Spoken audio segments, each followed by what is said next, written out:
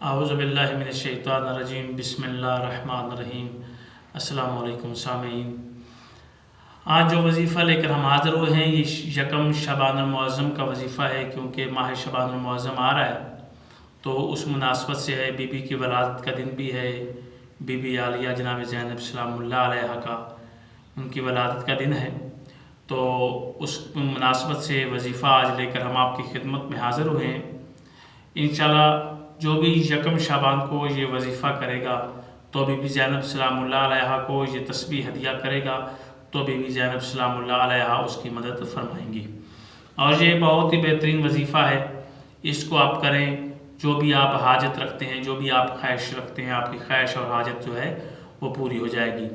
وظیفہ کیا ہے یکم شعبان کا کہ آپ نے سب سے پہلے 3 مرتبہ سورۃ فاتحہ کی تلاوت کر لینی ہے یکم شعبان والے دن، صبح کی نماز کے بعد یا مغرب بین کی نماز کے بعد آپ نے یہ عمل کرنا ہے۔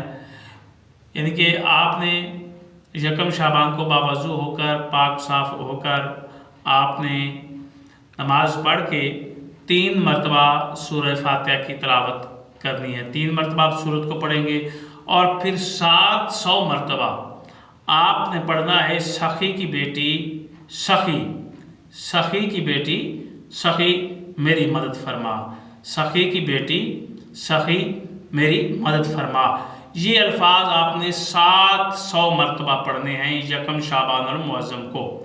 سورۃ فاتحہ 3 مرتبہ پڑھ لینی ہے اور اس کے بعد سخی کی بیٹی سخی میری مدد فرما۔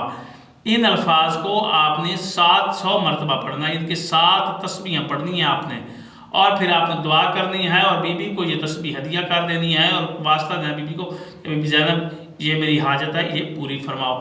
تو انشاءاللہ بی بی زینب سلام اللہ علیہ وہ آپ کی حاجت کو پورا فرمائیں گے۔ یہ عمل کریں، انشاءاللہ اللہ تعالیٰ آپ کو کامیابی دے گا۔ اللہ حافظ۔